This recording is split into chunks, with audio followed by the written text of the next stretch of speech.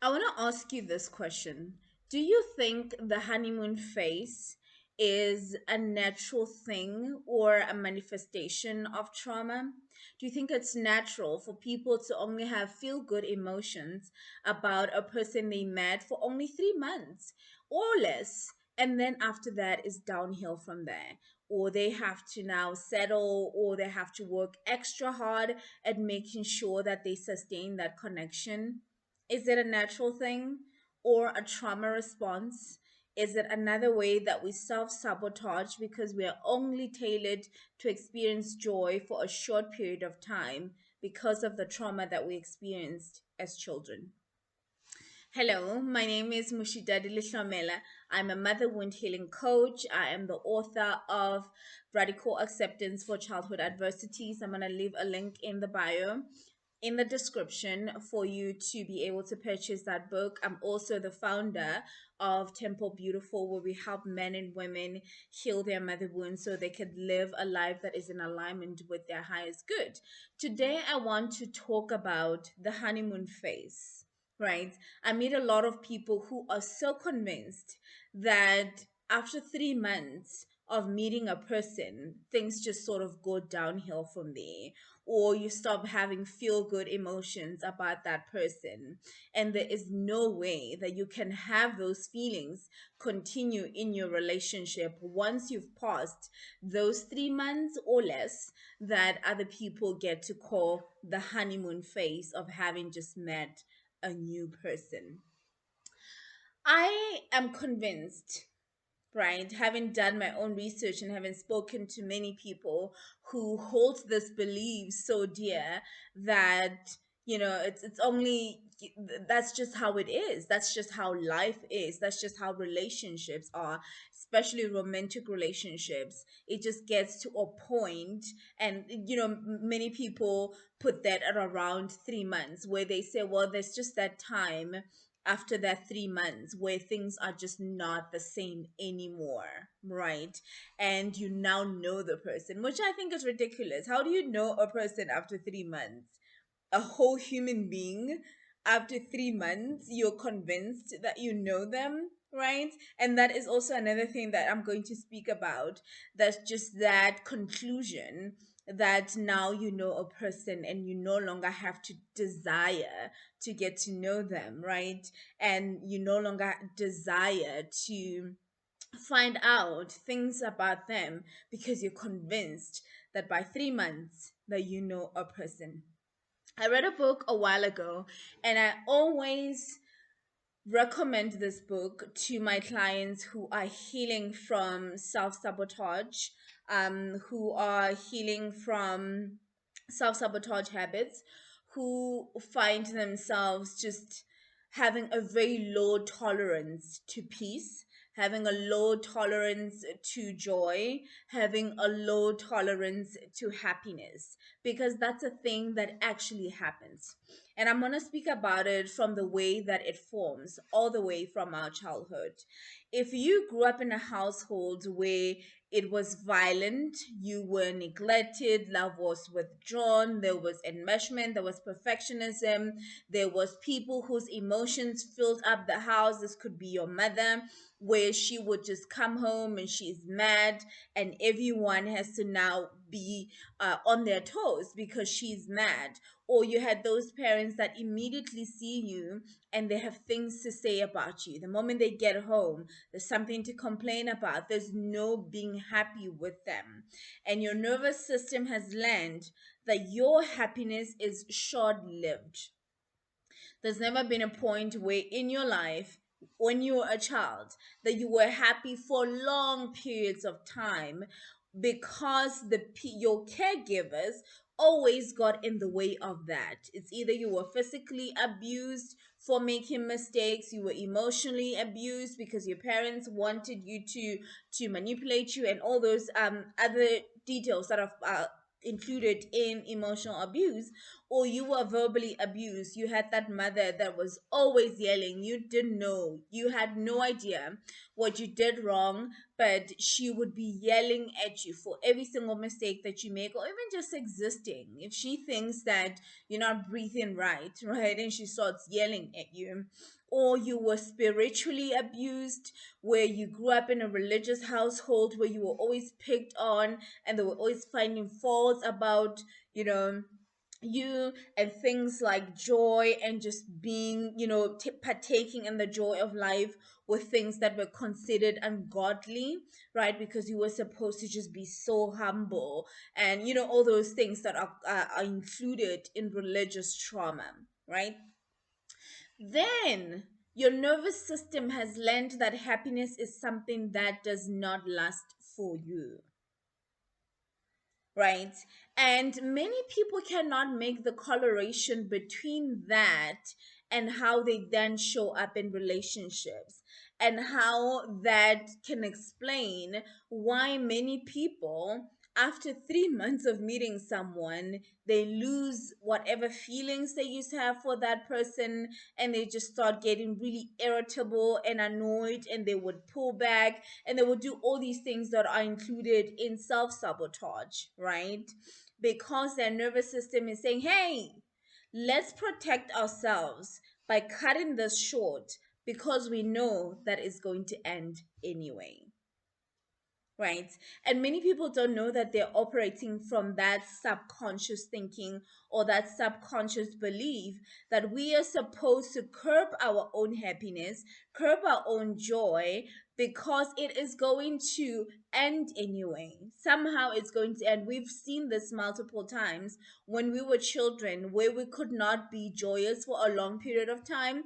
I grew up in an environment, and I want to tell this because I realize now how ridiculous it is, where they would say that "Go thaba ka kudu go tlisha go lla," right? So being too happy will bring tears, and not good tears, right? So we had always known, like it was always at the back of our heads, that if you are too happy, something bad is going to happen. The shoe is going to drop, and you are going to be unhappy. And these messages have embedded themselves in our subconscious. They've become our beliefs. They've also become part of our values, right? And we don't know this, so we go into relationships all excited to meet this new person, excited to start this new relationship, and that 2 months or that 3 months come, and those feelings that we had start to subside, right? And not even start to subside. I was telling you about a book that I read. It's called The Upper Limit. I think it was written by Gay Hendricks. I always forget the author, so I'm so proud of myself for remembering this one. It's written by Gay Hendricks. And in this book, he speaks about how our childhood conditioning can tailor our brain and our nervous system and our body to only be able to tolerate a certain amount of joy and for a certain period of time. Right? There are people who just have a very low tolerance to happiness because they either grew up in a household where people were party poopers, right? Where if you were the lively child or whatever, people were always, cutting your joy short with either their criticism or just it's asking you to do something else, or just dismissing you because they don't want to see you that happy, or they also have a very low tolerance of happiness themselves, and they're projecting that to you as a child. And you grow up to be this person who has a very low tolerance to joy, who has a very low tolerance to happiness, because it doesn't feel safe in your body, it doesn't feel safe in your nervous system to be happy, right?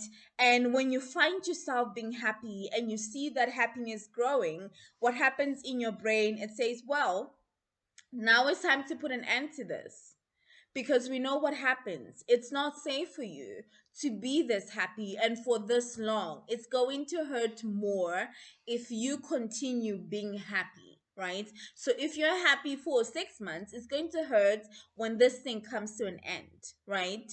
So we want you to put an end to this joy yourself, and then we come and say, well, the honeymoon period is over.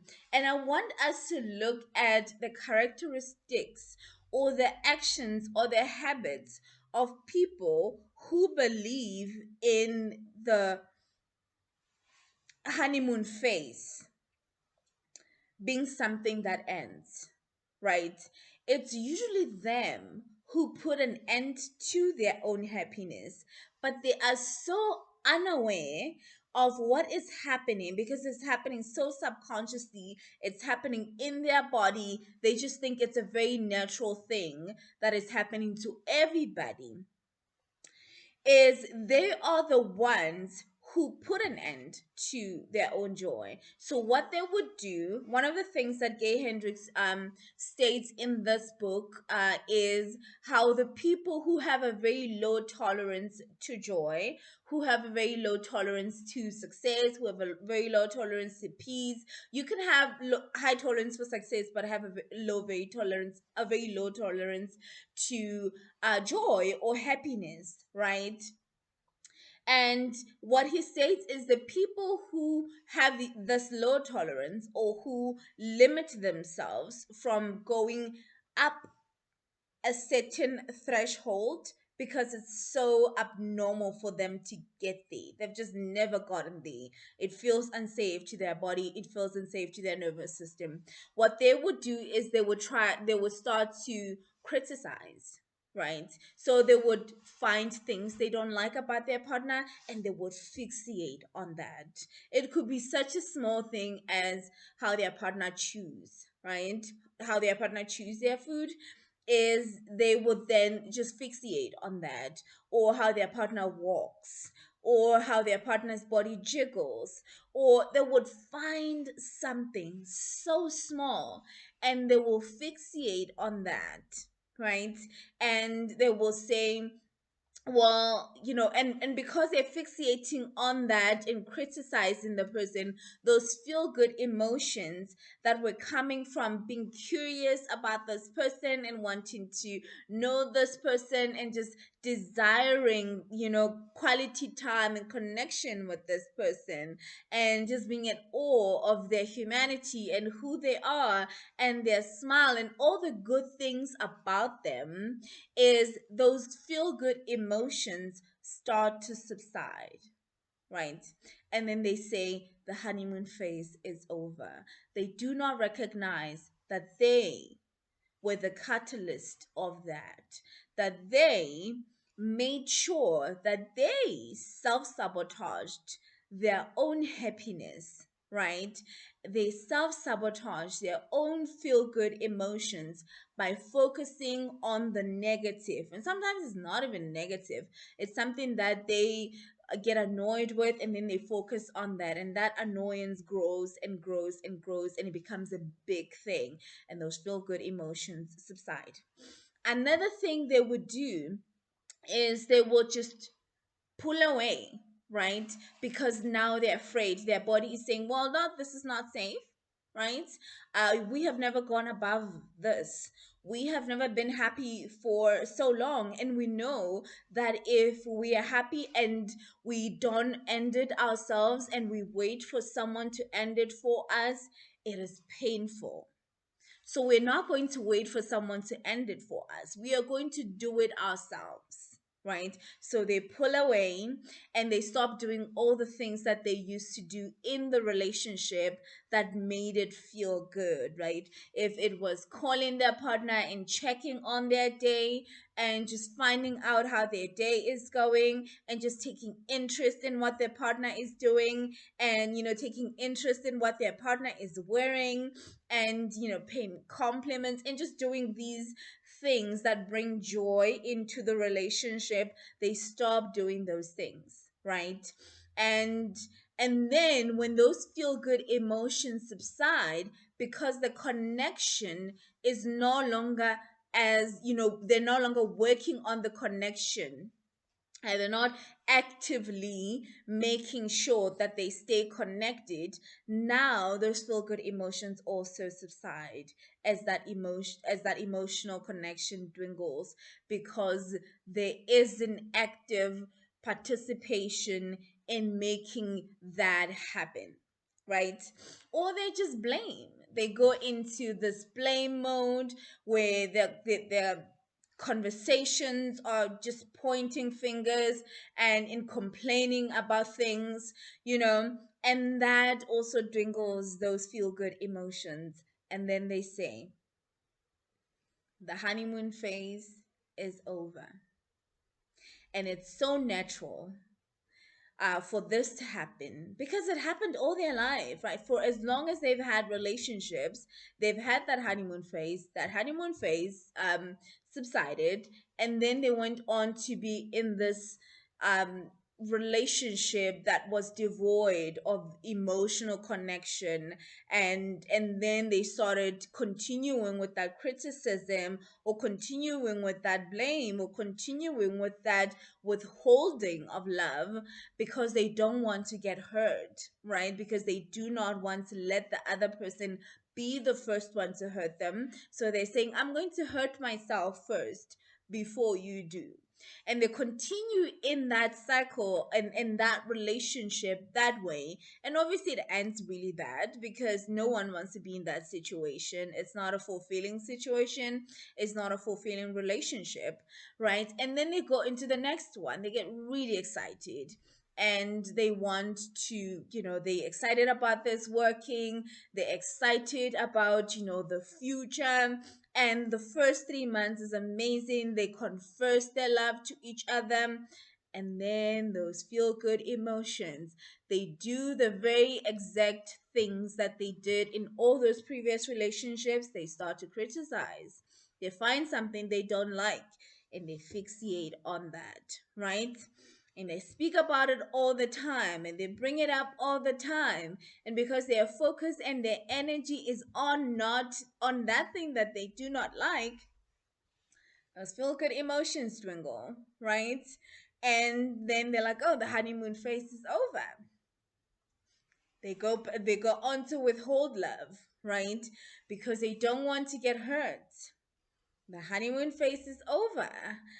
They go on to be to blame, to just have this unhealthy communication style. And then they say the feel good emotions are gone, when they were the catalyst of that happening. And I'm sure as I was talking about this, you're probably thinking to yourself, I probably have that issue. I know that I had that very issue. And it wasn't just in my romantic relationships, even in my relationships with my own siblings, because I grew up in a household. There's this joke. Before I continue, there's this joke that people make around December or Easter holidays, where people are going to spend time with their families, is how families would like be dancing to songs the whole day, drunk and having a good time. And then when the afternoon hits, and the parties is sort of like coming to an end, then people start accusing each other of things. You are bewitching my mother, you hate my children, and all of that. And that whole thing then ends in a fight. For many of us, that has been the cycle in just our interactions with our families and our mothers. We've just never had a time where the peace extended for a very long time, and the joy extended for a very long time, and the happiness extended for a very long time. It would always end abruptly with someone being abusive, with someone criticizing, someone just doing something to end it for all of you, right? And we have learned that that's just how it is. it just never ends well. We never go home and we're like, oh, that was such a great day, right? Oh, that was a great month, right? We just never had those. And I recognized in my own healing journey and healing my own upper limit issues and my own tolerance to happiness and my own self-sabotage habits was having to practice awareness when I was with the people that I loved, when I felt myself becoming irritable. I knew that that was my upper limit. That was me being, that was my nervous system being in a state where it now feels unsafe because this joy, this happiness has just gone for too long. And we are afraid that if we just don't end it now, then it's going to continue way too long. And by the time it ends, it's going to hurt more. Right. And I had to start practicing awareness to recognize when I'm spending time with my younger sisters that when I feel myself getting into that space, that I then come back into my body and then I breathe and remind myself that it is okay to be happy. It is also okay to have peaceful relationships where conflict is not just a thing that happens all the time, right? Where you just conjure um conflict and drama unnecessarily. And also, I also recognize it now, having done the work, when my siblings or my younger sisters who I'm close with get into that state where they get irritable, where they, start to just be in a state where they just look like they don't want to be here, right? And what do I do? How do I hold space for that?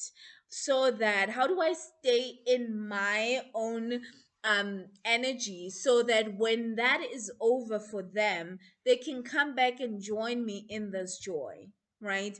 Because what I would do in the past was, if one of my siblings was irritable, then I would also get irritable. Why are you not talking to us? Why are you just so quiet? And then the drama starts. And then it starts to be some sort of a fight. They feel like I'm just being in their space. And they would also do that with me, right? And now, if my younger sister was having one of those moments where she didn't want to talk, and I ask once, are you okay? Do you need anything? And they're like, no, I just need to be quiet, right? Then I give them that space. And if they get into a state where they are starting drama, I simply do not participate, right? I would say that, well, I'm sorry you feel that way. Or, instead of getting into that state of drama as well, I would then, apologize for however they feel. And then, we can move forward. In that way, I do not give them ammunition to say, well, she said something to me. Now I'm saying something back, right? And I've just been able to train myself and to train my nervous system over the years that it's okay, it's okay to be happy for long periods of times. It's okay to have peace for a very long time without it being disturbed or you needing to disturb it for yourself because you're afraid someone is going to take it away from you, as it used to happen in your childhood, and it's going to be painful.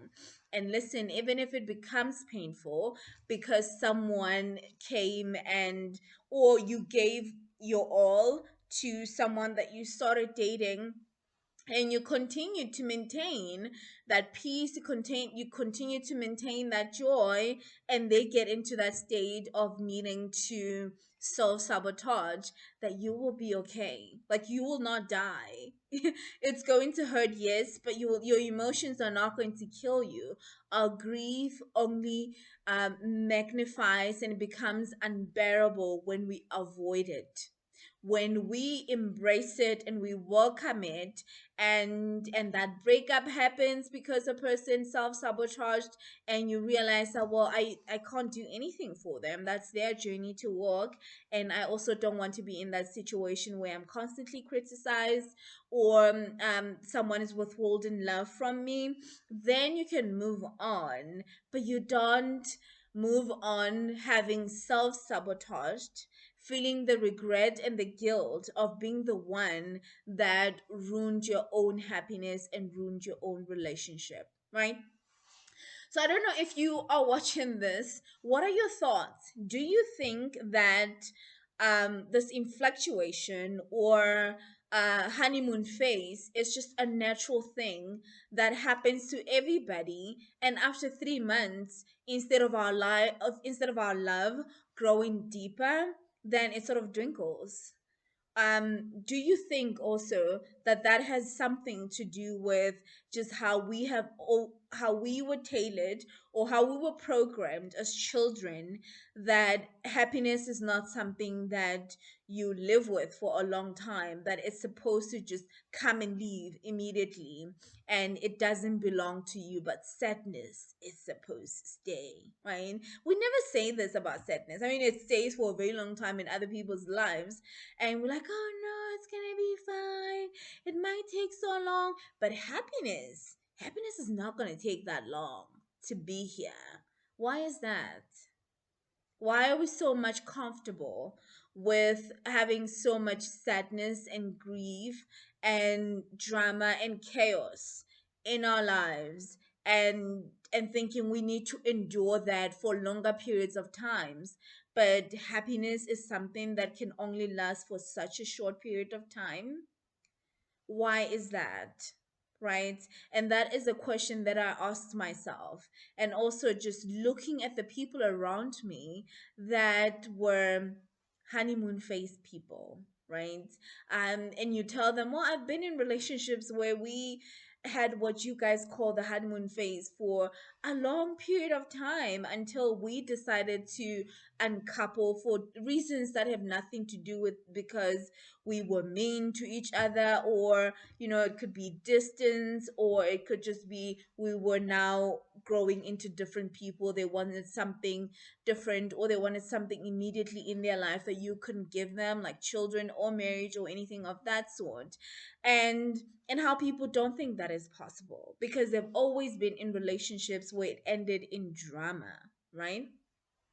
And and that is the pattern with most people who are honeymoon phase people, who genuinely believe that it's just so natural for a person to stop having any desire whatsoever to continue knowing a person after 3 months, because 3 months is a very short time. You can't even, the people who've been together for 50 years, you can't say you know a person for sure, because people keep evolving, right?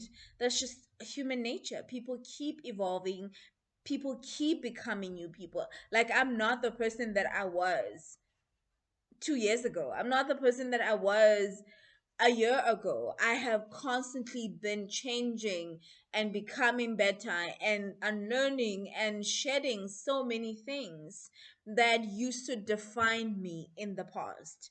So it doesn't make sense to me that a person can say in 3 months that they know me, right?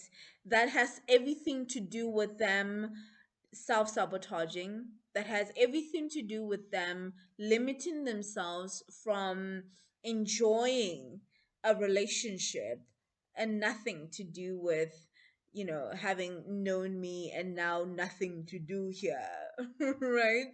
So, share your thoughts with me. What is it that you think? Do you think a honeymoon phase is something that is natural?